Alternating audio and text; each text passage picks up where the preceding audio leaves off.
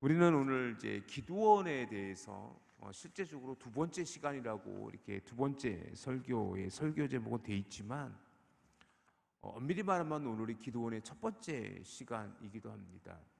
그리고 그런데 이미 우리는 지난 두 주간 그 사사 드보라 시대 이후에 6장에서의 1절부터 계속되어진 10절까지의 말씀을 두 번 나누어서 살펴보면서 이미 그 기드온 시대에 대한 영적인 상태를 함께 확인했었습니다. 두 가지인데요. 첫 번째 뭐냐면 우리 본문을 잠깐만 좀 되돌이켜 봅시다. 2절 말씀, 6장 2절 말씀 한번 보시기 바랍니다. 시작. 미디안의 손이 이스라엘을 이긴지라 이스라엘 자손이 미디안을 만으로 말미암아 산에서 웅덩이와 굴과 산성을 자기들을 위하여 만들었으며, 이 2절을 중심으로 여호와를 떠난 사람들, 여호와를 떠난 시대의 모습을 봤어요. 그것은 뭐냐면 스스로 웅덩이를 파고 굴을 파고 산성을 짓는. 그래서 웅덩이를 팠다라는 것은 뭐냐면 뭐예요? 곡식을 저장하고 숨겨두는 모습. 굴은 집을 떠나 스스로 오늘날로 말하면 운막 같은 거예요. 그 유대 땅은 굴을 파기에 적당한 그런 토질이기 때문에 스스로 굴을 파고 그 속에 들어가서 살았어요. 즉 뭐냐면 미디안 사람들을 그냥 피하는 모습, 스스로 산성을 졌다라는 것은 스스로 그들을 지키려는 모습. 즉 세 가지의 특징은 뭐냐면 땅을 파는 사람들이에요. 즉 뭐냐면 스스로 자기의 문제를 해결하려던 시대의 영적인 모습, 그것을 웅덩이, 굴, 산성으로 대표되어지는, 그리고 성경은 분명히 자기들을 위하여 만들었다라고 이야기하고 있어요. 그것이 대표적으로 이야기되어지는 미디안에 의해서 고난을 당했던 그 기드온 시대의 영적인 흐름이었어요. 그럴 때 하나님께서는 뭐예요? 바로 사사를, 그래서 그들이 또다시 울부짖었을 때에 사사기에 패턴이면 바로 하나님께서 사사를 세우셔야 됐었는데, 유일하게 이 기드온 시대에 한 명의 선지자를 보냅니다. 그것이 지난주에 우리가 말씀을 나누었던 한 선지자를 통한 기드온의 1편의 말씀으로 제가 설교 제목 잡았던 그 사사 시대의 한 선지자, 그리고 기드온, 그거였었어요. 자, 우리가 지난주에 말씀을 나누었던 8절, 9절, 10절 말씀을 잘 읽어보시기 바랍니다. 우리 8절, 9절, 10절 조금은 길지만 우리 한 목소리로 천천히 같이 한번 읽어봅시다. 시작. 여호와께서 이스라엘 자손에게 한 선지자를 보내시니 그가 그들에게 이르되 여호와께서 이같이 말씀하시기를 이스라엘의 하나님 내가 너희를 애굽에서 인도하여 내며 너를 그 종되었던 집에서 나오게 하여 애굽 사람의 손과 너희를 대적 학대하는 모든 자의 손에서 너희를 건져내고 너 그들의 너희 앞에서 쫓아내고 그 땅을 너희에게 주었으며 내가 또 너희에게 이르기를 나는 너희의 하나님 여호와이니 너희가 거주하는 아모리 사람의 땅의 신들을 두려워하지 말라 하였으나 너희가 내 목소리를 듣지 아니하였느니라 하셨다 아니라. 두 가지. 첫 번째 뭐냐면 이 한 선지자를 통해서 두 가지를 얘기하는데, 첫 번째 뭐냐면 하나님께서 구원했다. 애굽 땅에서 구원하고 지금 너희가 살고 있는 이 가나안 땅까지 너희가 어떻게 왔는지 생각해 봐라.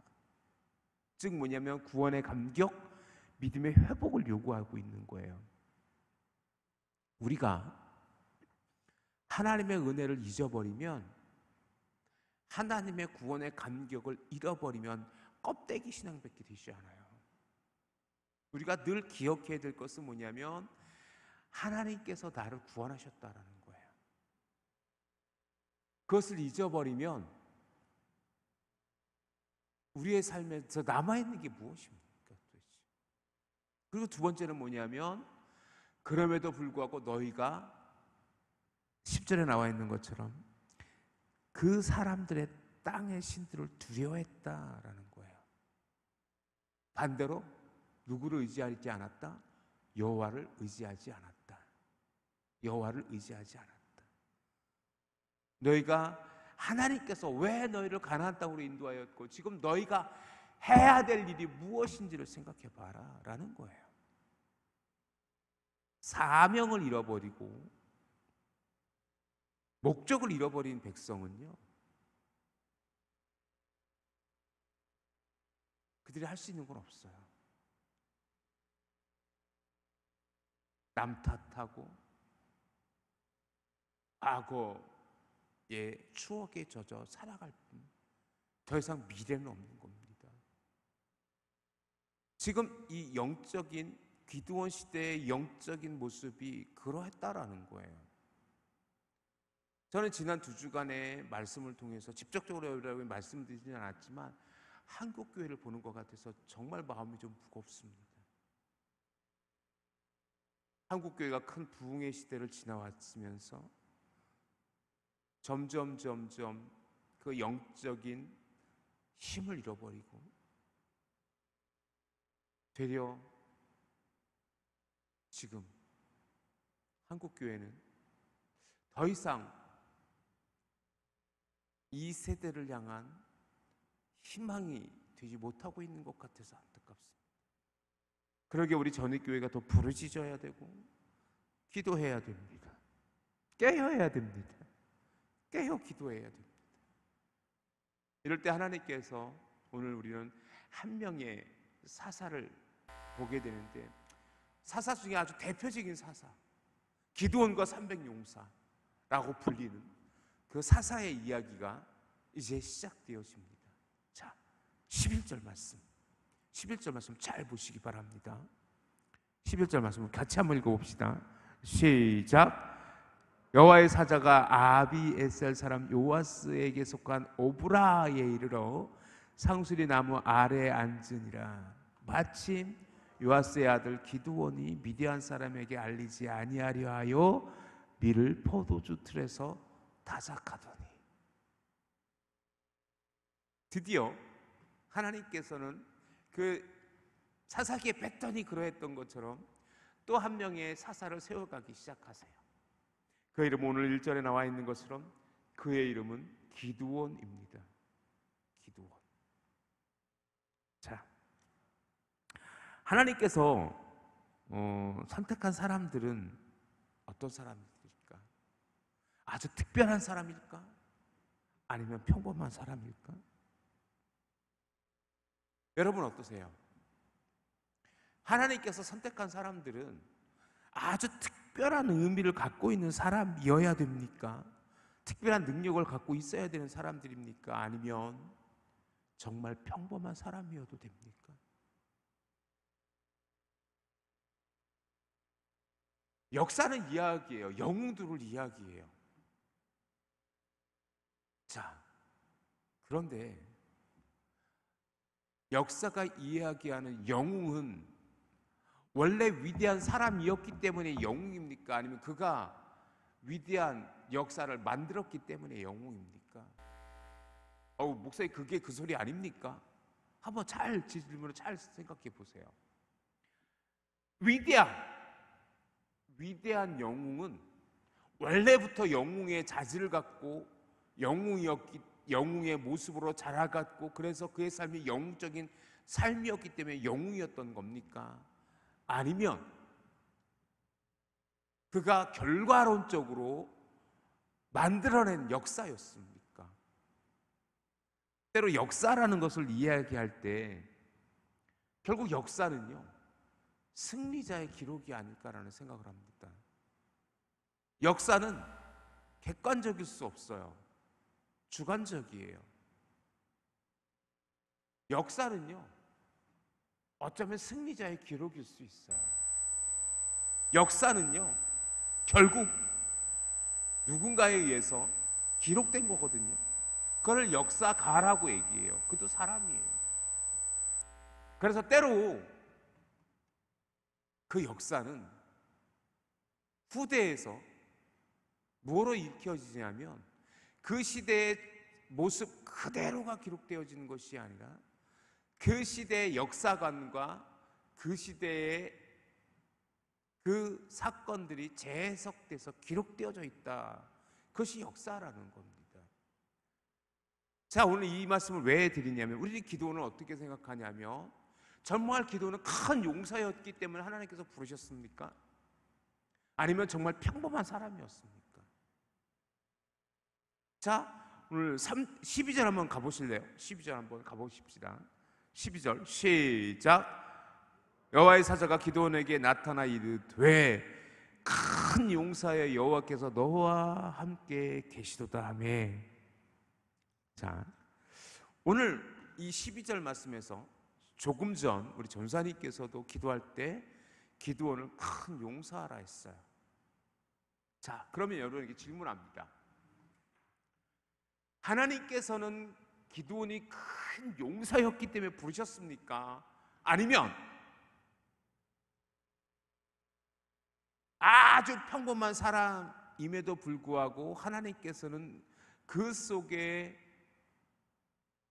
용감함이 있기 때문에 용사의 기질이 있었기 때문에 용사라고 부르신 겁니까?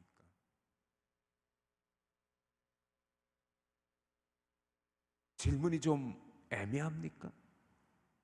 보다 더 선명하게 여러분에게 다시 한번 질문 드리죠. 기드온은 정말로 큰 용사였기 때문에 하나님께서 지금 부르신 겁니까? 기드온하면 딱 떠오르는 본문이 이 본문이에요. 큰 용사요. 저는 어저께 오늘 본문을 다시 묵상하면서 저는 12절에서 약간은 좀 의문이 들었어요. 왜 그 하나님의 사자는 기드온을 향해서 큰 용사라 했는가? 여기 두 가지를 생각하게 되는데 첫 번째 뭐냐면 비아냥이 섞여 있는 것 같다는 느낌도 들었어요, 솔직히. 만약에 원래 기드온이 큰 용사였다면 지금 그 기드온을 향해 천사가 얘기하고 있는 하나님의 사자가 얘기하고 있는 큰 용사여라는 의미는 뭐냐면 너 큰 용사가 아니냐? 너 지금 뭐 하고 있는 거야? 너 왜 너의 백성을 구원하고 있지 않아? 라는 책망조로 들려줄 수도 있어요. 만약에 기드온이 원래부터 큰 용사였다면. 그런데 과연 그러했을까? 아니면 하나님께서 기드온을 향하여 너는 큰 용사가 될 거야. 너가 지금 너의 모습은 볼품없지만 너는 큰 용사가 될 거야. 너는 그러니까 큰 용사야라고 미래적인 시각에서 기드온을 향한 소명을 주신 것일까? 그런데 한편 생각해 보면요, 그건 중요하지 않아요. 앞으로가 중요하지. 자, 그런데 이제 현실을 좀 봅시다. 현실을. 지금 기드온의 현실을 우리 11절에서 보는데 여러분 11절 죄송하지만 다시 한 번만 읽어주십시오. 천천히 다시 한번 잘 읽어보시고 지금 현재 지금 기드온의 모습은 어떠했는지를 잘 읽어보십시오. 그리고 그 기드온의 현실을 한번 여러분이 한번 확인해 보세요. 11절 다시 한번 읽습니다. 시작. 여호와의 사자가 아비에살 사람 요아스에게 속한 오보라에 이르러 상수리 나무 아래에 앉으니라. 마침 요아스의 아들 기드온이 미디안 사람에게 알리지 아니하려 하여 밀을 포도주 틀에서 타작하더니. 여러분 여기서 주목하고 싶은 건 뭐냐면 그의 출신 성분도 아니요, 그가 누구인가에 대한 그 이야기를 하고 싶은 것이 아니라 밀을 포도주 틀에 타작하는 모습을 한번 여러분이 상상해 보세요. 지금 밀을 포도주 틀에서 지금 타작하고 있어요. 왜? 분명히 기록되어져 있죠. 미디안 사람에게 알리지 아니하려 하여. 즉 뭐냐면 쉽게 얘기하면 미디안 사람들이 두려워서 밀을 포도주 틀에서 타작하고 있어요. 자, 이 모습 한번 상상해 보십시오. 원래 밀 타작은 어떻게 해야 돼요? 넓은 마당에서 도리끼질을 하던, 아니면 원래는 어떻게 하냐면 큰 황소에 롤러 같은 것들, 큰 돌들을 메어서 끌고 다니며 그렇게 밀을 추수해요. 즉 뭐냐면 우리나라의 어떤 옛날에 벼를 수확하는 모습을 상상해 보시면 돼요. 그렇게 해야 되는 거예요. 타작은 넓은 마당에서 그렇게 하는 거예요. 그런데 지금 뭐예요? 자, 앞절에서 왜 그 기드온이 그렇게 지금 타작하고 있는지를 앞절에서 보면, 자, 4절 한번 보세요. 4절. 그리고 5절 한번 보세요. 4절 5절 시작. 진을 치고 가사에 이르도록 토지 소산을 멸하여 이스라엘 가운데 먹을 것을 남겨두지 아니하며 양이나 소나 나귀도 남기지 아니하니 이는 그들이 그들의 짐승과 장막을 가지고 올라와 메뚜기 떼같이 많이 들어오니 그 사람과 낙타가 수무수함이라 그들이 그 땅에 들어와 멸하려 하니. 이것이 아모리 사람들이 그 이스라엘 백성들을 압제하는 모습이에요. 이전에 모압 왕 에글론이라든지 가나안 땅 야빈 왕이라든지 그런 이전에 이스라엘 백성을 다스렸던, 하나님께서 파셨던 민족은 이스라엘 사람들에게 뭐예요? 그들을 압제하되 그들의 전리품을 취했을 뿐이지 그들을 멸하려까지는 하지 않았었어요. 그런데 지금 이 아모리 족속들은요, 아주 강하게 이스라엘 사람들을 향하여 그 하나도 남김없이 다 탈취해가는 모습으로 그려지고 있어요. 그런 상황이었기 때문에 기드온도 뭐예요?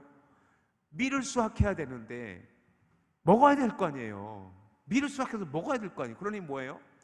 숨어서, 포도즙 틀은요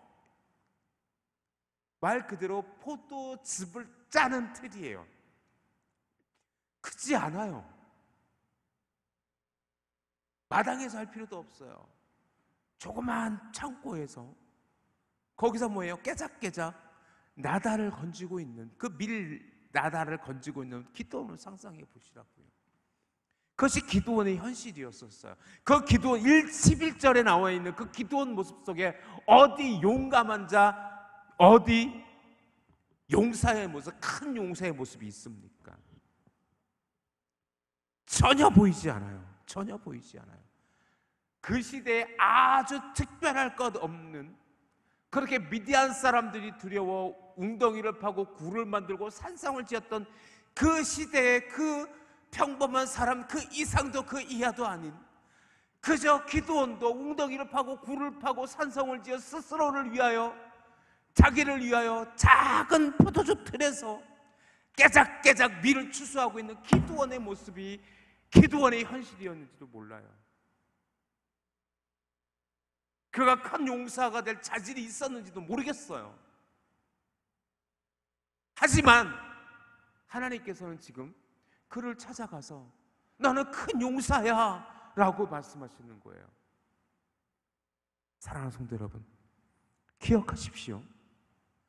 하나님에게 큰 용사는 진짜로 그에게 큰 용사의 자질이나 그 사람이 큰 용사였기 때문에 그를 큰 용사로 부르신 게 아닐 수도 있다는 것을 기억하셔야 돼요. 이제껏 우리가 봐왔던 사사들이 그러했습니다. 뭐 그 중에 온니엘 정도는 큰 용사였어라고 이해되어질 수 있는 인물이었지만, 그 당시 그 이후에 에웃이라든지 삼갈이라든지 드보라라든지 그 속에 어디 변변한 사람이 있었습니까? 핸디캡을 가지고 있었고 이방인이었고 여인이었었어요. 그 당시 가장 천시되어졌던 사람들이었어요. 하지만 하나님께서 그들을 부르셔서 그 시대를 구원했고, 하나님께서 그들을 기꺼이 사사로 세우셨던 것을 기억하셔야 돼요. 큰 용사라고 불렀던 기드온조차도 원래 큰 용사가 아니었었을지도 몰라요. 아니면 큰 용사의 자질을 가지고 있었지만 그것을 다 잊어버린 그저 평범한 사람, 그 이상도 그 이하도 아니었음을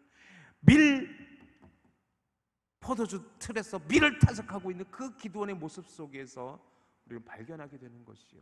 즉 뭐냐면 12절에 나오는 큰 용사여라고 하나님께서 부르신 것은 그가 큰 용사였기 때문이 아니에요. 그가 큰 용사의 자질을 갖고 있었던지 아닌지 그건 중요하지 않아요. 단 한 가지 중요한 것은 뭐냐면 12절 말씀 다시 한번 읽어보세요. 큰 용사의 이유가 딱 한 가지 나옵니다. 12절 다시 한번 읽어보세요. 시작. 여호와의 사자가 기드온에게 나타나 이르되 큰 용사여 여호와께서 너와 함께 계시도다. 아멘. 즉 뭐냐면 그가 큰 용사로 여호와의 사자가 불렀던 이유는 딱 한 가지. 여호와께서 너와 함께 계시도다라는 거예요.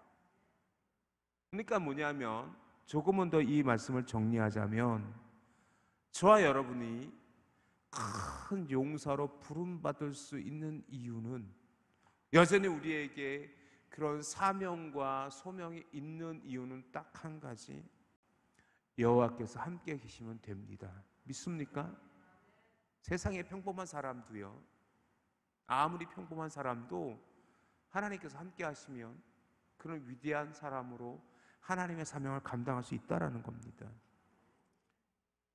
12제자를 여러분 기억하시지요? 12제자 중에 유력한 인물이 있었습니까? 대표적인 베드로는 어땠어요? 그죠?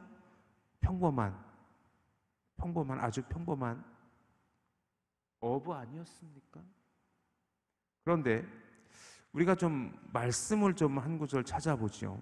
말씀을 한 구절 찾아보는데 어디냐면 우리 요한복음 1장 42절 한번 찾아보세요.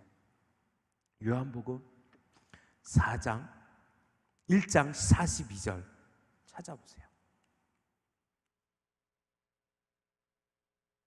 요한복음 1장 42절 찾아보세요. 요한복음 1장 42절 찾아보세요. 우리 같이 한번 읽어봅시다. 시작. 데리고 예수께 오니 예수께서 보시고 이르시되 내가 요한의 아들 시몬이니 장차 게바라 하리라 하시니라. 게바는 번역하면 베드로라. 자, 처음 그의 형제 안드레를 통해서 베드로가 예수님께 나아갔고, 이 요한복음의 기록이에요. 그 시몬 베드로를 보시고 이르시되 너는 베드로다, 시몬이다. 시몬이 아니다. 이제 너를 장차 게바라 하리라. 게바는 베드로라. 그리고 이미 우리가 잘 알고 있는 것처럼 예수님께서 그 베드로를 부르시는 또 다른 장면 속에서 베드로는 뭐예요? 밤이 맞도록 물고기 한 마리 잡지 못했던 그 새벽을 기억할 거예요. 예수님께서 깊은 데로 가서 그물을 던져라 했을 때에 그는 그물을 내렸고 2배 차고도 넘치도록 그렇게 고기를 잡고 나서 그가 외친 일성은 주여 나를 떠나소서 나는 죄인입니다 라는 고백이었잖아요.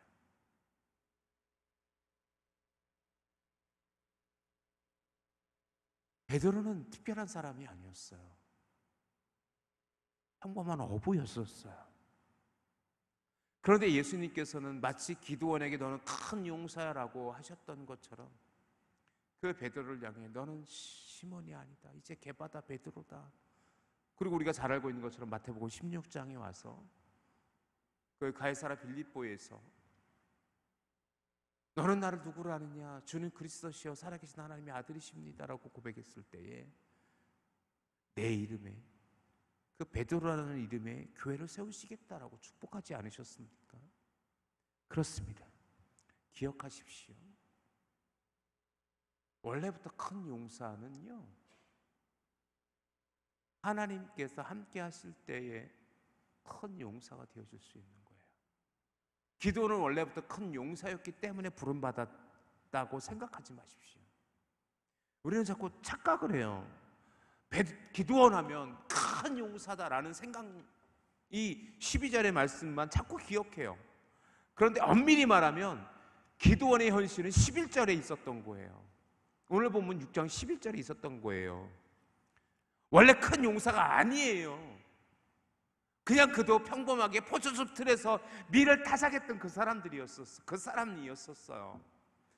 그 시대에 웅덩이와 굴과 산성을 지었던 땅을 팠던 사람들과 똑같았던 정체성을 갖고 있던 사람이 기드온이었단 말이에요. 하지만 하나님께서는 그를 만나셔서 그를 향하여 너는 큰 용사다라고 말씀하셨던 겁니다. 믿음의 눈을 보면 그 사람이 바로 하나님의 큰 용사임을 믿으시길 주님의 이름으로 축원합니다. 우리 옆 사람을 보세요. 옆 사람에게 당신이 큰 용사입니다 축복해 주시기를. 시작. 믿습니까? 여러분의 자녀를 향하여 선포하십시오. 여러분의 자녀들을 향하여 너희가 바로 큰 용사라고. 하나님을 만나지 못하면 평범한 사람일 수 있지만 하나님께서 함께 하시면 그가 바로 큰 용사인 것입니다. 우리 성도님들이 바로 그러한 믿음의 고백을 가지고 오늘 여호와를 향하여 내가 하나님께 부름받은 큰 용사임을 기억하시기를 주님의 이름으로 축원합니다. 그가 원래 큰 용사였는지 몰라요. 그렇지만 그의 현실은 포도즙 틀에서 밀을 타작하던 그 사람이었었어요. 평범한 사람일지라도 상관없어요. 그건 중요하지 않아요. 그가 여호와를 만나면 그가 바로 큰 용사가 되어진다는 사실입니다. 약할 때 강함 되시는 주님을 기억하시기를 주님의 이름으로 축원합니다. 오늘 저는 한 가지 예를, 제가 예화를 잘 설교 시간 들지 않는데 한 가지 예화를 통해서 여러분과 함께 은혜를 나누고 설교를 마무리하려고 합니다. 저는 직접 이탈리아를 가보진 못했지만 이탈리아 피렌체라는 곳에 아카데미아 미술관에 다비드상이 있습니다. 다비드상이라는 것은 다윗상을 의미합니다. 다비드가 다윗입니다. 이렇게 이게 비율이 안 맞았는데 원래 이렇게 비율을 잘 맞춰서 이렇게 보여주셔야 되는데 이 다비드상이 그 만들었던 작가가 미켈란젤로였습니다. 미켈란젤로죠. 어느 날 1400년대에 피렌체의 부유층 가문이었던 메디치라는 가문이 있었는데 그 메디치 가문은 그 시대에 가장 명망 있는 가문이었었어요. 그리고 그 피렌체의 대표하는 가문이었기 때문에 그 이탈리아 피렌체에 멋진 조각상을 하나 세우고 싶어서 그 미켈란젤로에게 가서 이 대광장에 세울 조각상을 만들어 달라고 요구합니다. 자, 이 미켈란젤로는요, 그 메디치라는 가문의 그 조각상을 만들어 달라는 요구를 받은 것도 또한 큰 영광이지만 반대로 그것을 거부할 수 없는 순간이었었어요. 그래서 미켈란젤로는 그 석상을 찾기 위해서, 그 조각상을 할 만한 재료를 찾기 위해서 2년 동안 떠돌게 됩니다. 2년 동안 이탈리아 전국을 돌아다니며 조각상에 필요한 조각상을 만들 그 대리석, 원석을 찾기 시작해요. 그런데 2년 동안 찾아도 마음에 드는 돌을 찾지 못했어요. 그리고 어느 날 그 피렌체 근처를 지나다가 잡초에 쌓인 쓰레기 더미 같은 그냥 그렇게 평범하게 보이는 그 조각상이 그 바위를 하나 보게 되는데, 그 바위를 자세히 보니까 특별해 보이기 시작했어요. 그러면 땅에 묻혀 있는 것들 파서 끄집어내니까 쓸만한 거예요. 결국 2년 동안 전국을 떠돌아도 찾지 못했던 그 조각에 필요한 돌을 그가 살고 있던 근처에서 발견했던 거예요. 그리고는 2년 동안 망치와 정으로 조각을 하기 시작해요. 그리고 나서 2년 동안 세부적인 그 작업을 시작하기 시작해요. 그래서 약 한 4년 정도 걸쳐서 이 다비드상이 높이가 얼마냐면 혹시 실제로 보신 분이 계실지 모르겠는데 5.17m라고 합니다. 5m가 넘어요. 조각상 하나가 엄청나게 크답니다. 5m 17이면 엄청나게 큰 거죠. 거의 2층 높이의 건물의 2층 높이에 가까운 조각상인 거죠. 그 조각상을 처음 공개되어졌을 때 엄청나게 많은 사람들이 와서 감탄했다고 합니다. 그리고 지금도 다비드상은 세계 최고의 조각상으로 그렇게 알려져 있지 않습니까? 그럼 그때 누군가 물었다고 합니다. 그 미켈란젤로에게 당신은 어떻게 이 같은 걸작을 만들 수 있었습니까? 라고 묻자 그 미켈란젤로가 이렇게 얘기했다고 합니다. 나는 대리석에서 완벽하고 완전한 다비드를 보았고, 그리고 나는 다비드가 아닌 쓸데없는 부분들을 없앴을 뿐입니다. 원래 그 돌은 원래부터 다비드였습니다. 라고 대답했다고 합니다.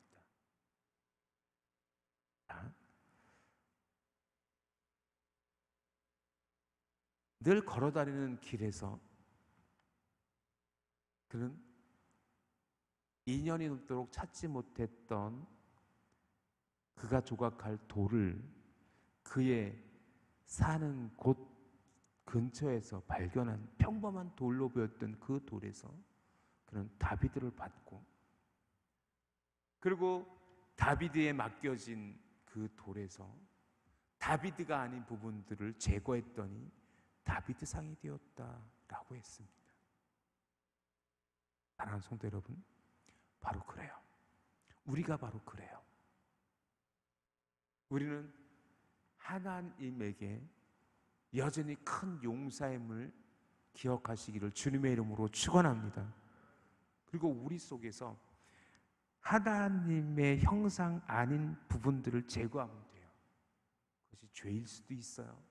불신앙일 수도 있어요. 불순종일 수도 있어요. 그것들을 제거하고 나면 우리는 큰 용사인 거예요. 원래부터 큰 용사였을 수도 있고, 평범한 사람이었는데 하나님께 부름받음으로 큰 용사가 되어질 수도 있어요.